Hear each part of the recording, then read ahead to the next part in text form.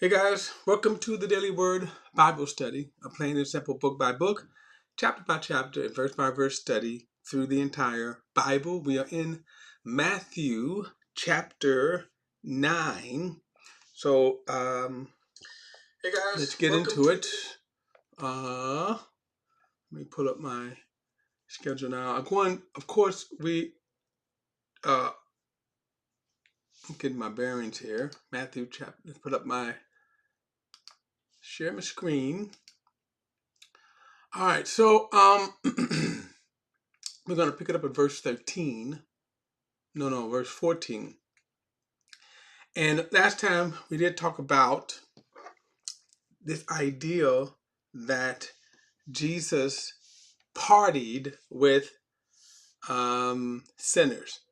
Now, sometimes people said that, they would say that Jesus partied with sinners. Now, of course, they say that to try to justify going to bars, going out to parties, and all that kind of stuff.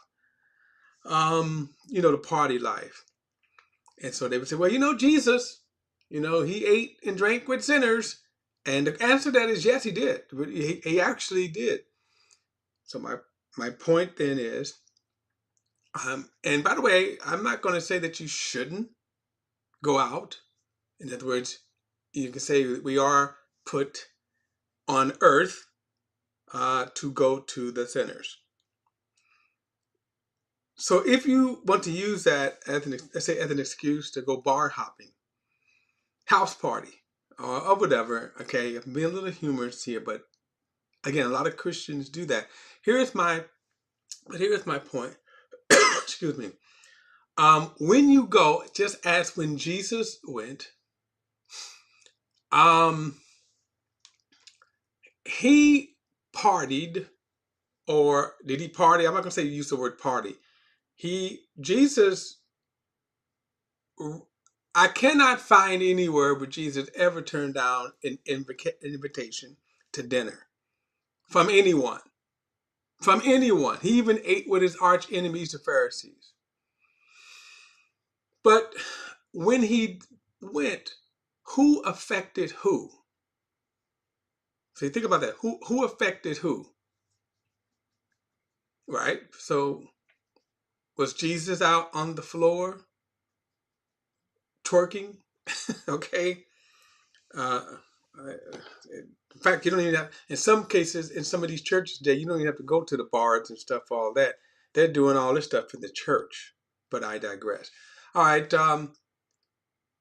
Verse 14. Then John's disciples came to him saying, why do we and the Pharisees fast off, but your disciples do not fast?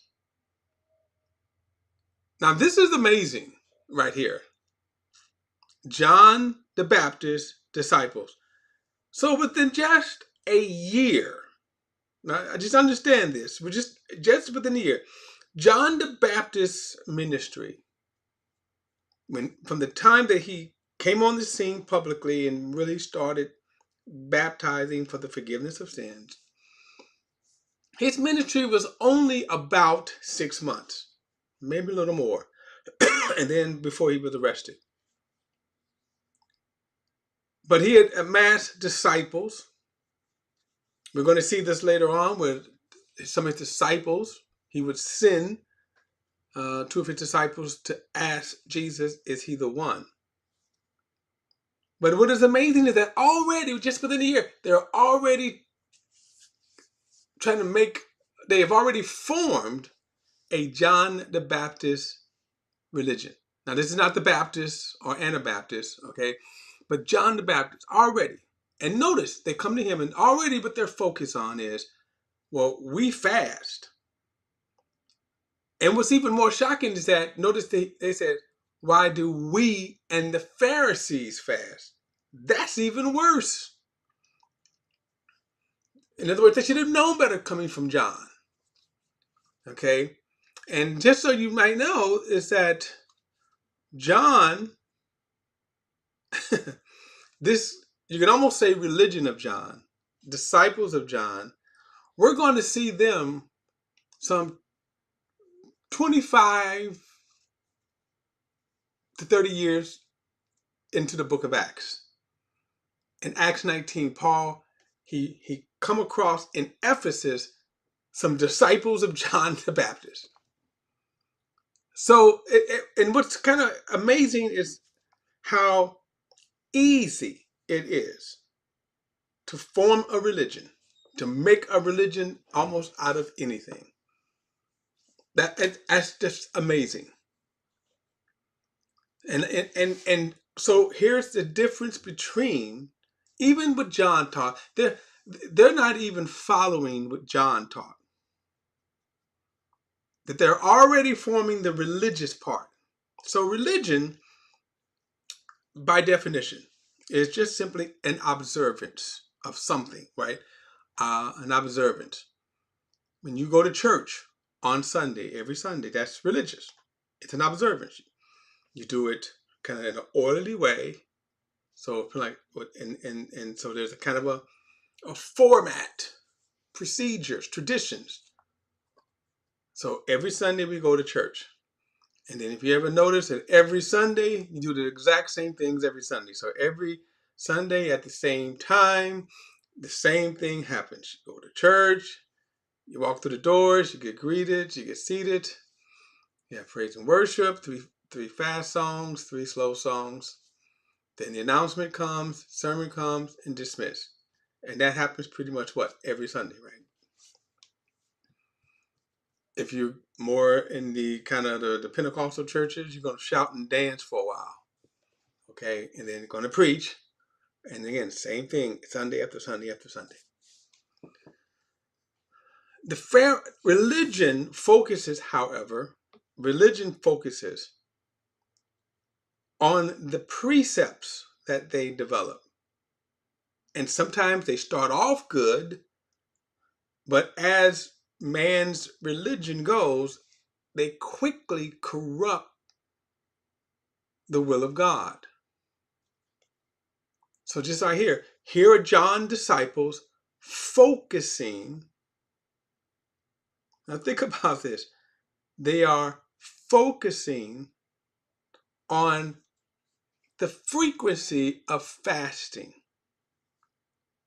And notice, they've already kind of been swallowed up by the Pharisees. So that now John the Baptist. So now watch this. In Christianity, you start off with Jesus as the cornerstone. He teaches. He's teaching.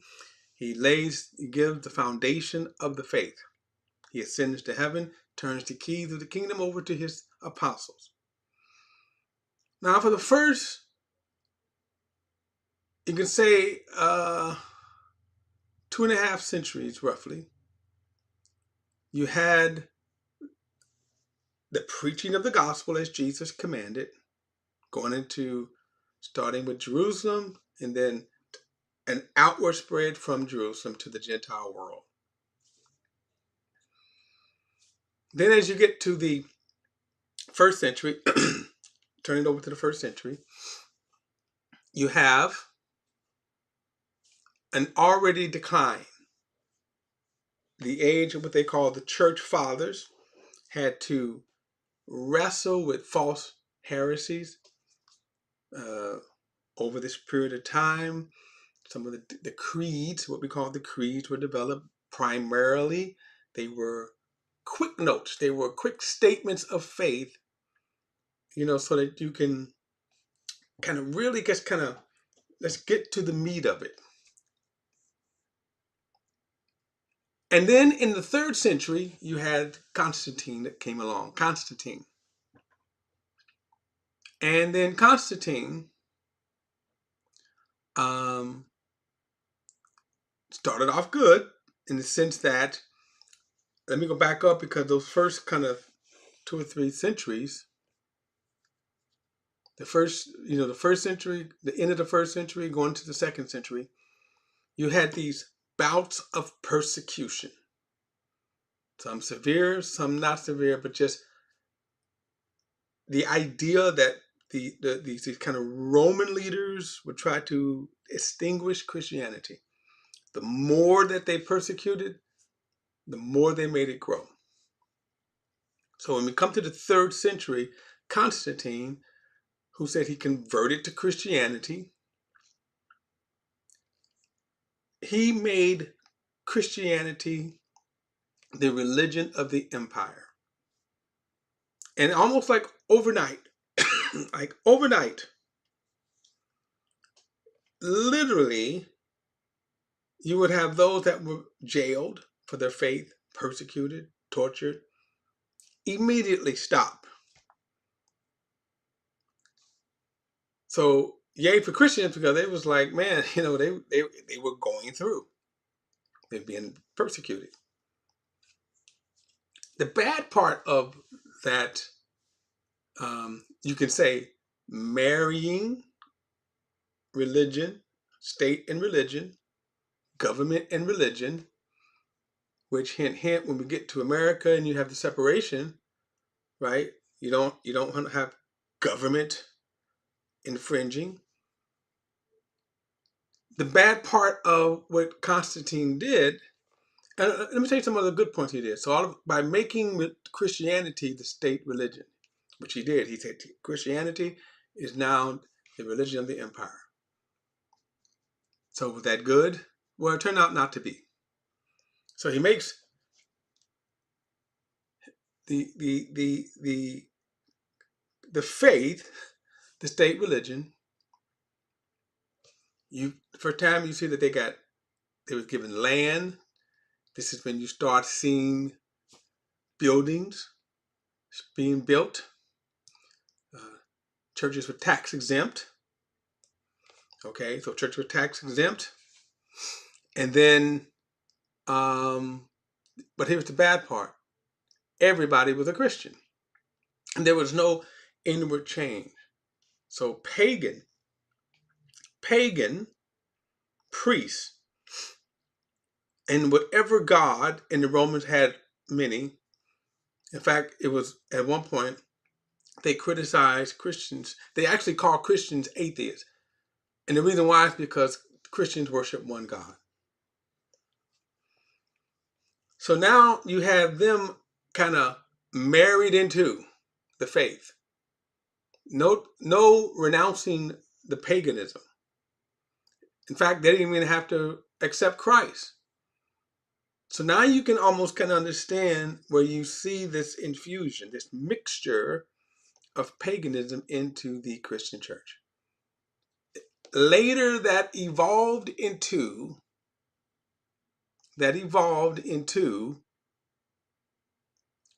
the Catholic Church. So from and we, by the way, the damage that was done by the Catholic Church, we have still not overcome that. This is why you go to every denomination. They have these formal order of services. This is why you see the robes, the clerical garbs and the collars. One of the most disappointing things to me was back when the pastor that I actually got saved under, all of a sudden decided he was going to be an apostle, and then all of a sudden they donned him with this whole pomp that he came in, what they call his apostolic elevation, and it was almost like a playbook out of Catholicism. That's the contamination, okay? And that's the problem, because it doesn't produce salvation. What it does produce is people following precepts, commands, and traditions of men. And the sad thing here is, just within a year, you already had this John the Baptist religion forming. So they come to ask Jesus, well, why do we and the Pharisees fast often, but your disciples do not fast? So in other words, you already see the kind of how religious people think. And it gets worse because they're more focused on the precepts. They're more focused on keeping what they will call God's commands. They're not interested in they're not interested in the welfare or the development of the people that God cares about. Religious people are more concerned. Think about this. And some of you all know what I'm talking about, that you feel so guilty if you don't go to church, because that's the religious part. Now, you may curse somebody out. You may go to church and then you curse somebody out. You don't care about that. And worse, you may not even care about how you treat other people, how you treat God's people. But you're going to make sure that you obey the precepts and the commands of men. Holiness people, you don't care about how you treat people. You don't care about, let's say, a person that stops coming to church. Some of you might call a couple of times, but you really don't care about that. But you care more about that women don't wear pants, jewelry, makeup, and don't have fancy hairdos, and you don't drink, smoke, or curse. That's what you care about mostly. You call that holy. You call that sanctified. There are other people that may say, you know what? I don't care about anything else. Let's make sure you get baptized in water. And we can go on and on with every denomination that have their quirks. That they're more concerned about keeping the precepts than they are about, remember, I think I talked about this, about what is the proper fast. Remember we went into that with the Sermon on the Mount? Notice this. Why do you fast often and your disciples not fast? Already, this is unbelievable. But in a year's time, they are full-blown religious. What is the fast that God cares about? That you minister to people. If you're going to abstain from food, he said, get out and minister to people. Heal the sick, both physically and spiritually. Feed the poor, both spiritually and physically. Huh? That's what he's saying. Ease the burden off of people. Encourage the downtrodden. That's the fast that God cares about. That's not what they was looking at. That's not what they cared about. They think, well, if I fast, I'm going to be all spiritual and stuff. Again, the same. Already. So Jesus said to them, can the wedding guests be sad? Excuse me. While the groom is with them.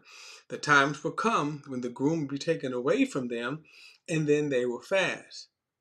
No one patches an old garment with unshrunken cloth, because the patch pulls away from the garment and makes the tear worse. But no one puts no one puts new wine into old wine skins. Otherwise, the skin bursts, the wine spills out, and the skins are ruined. But they put new wine into fresh wine skins, and both are preserved. Now, the first part is probably applicable still today. That if you was to sold old clothes onto new clothes, you can have problems with that, right? And certainly putting, the second one is not applicable because the way we make wine, got bottles and stuff. So back then they would just use wine skins, hardened. I mean, not hardened, but dried out wine skins, and that's how they they they would do that. And of course, it wasn't a long period of time that you could use that. I mean, you couldn't keep wineskins even for a long period of time. But the illustration, of course, is you're following the old ways. Not only that, but you're following corrupt ways. See, all of these things here shows corruptibility. Okay? But then he says, what preserves both? New wines, new wineskins. Now, meaning this, while they were fixated on the pharisaical way of doing things, which is, oh my, for the life of me, why would y'all get hooked up with the Pharisees? Okay. And here Jesus is bringing a new and a better way. And for some reason, they missed that. All right. I was intended to go all the way to the next thing, but we won't get to that this time. We'll pick it up in the next study here. So, all right, guys, don't forget to like and share this video and subscribe to BP. Subscribe to the Bible Plain and Simple. And as always, if you have a thought or comment, add it to the comment section below. All comments are welcome. And I will see you in the next study.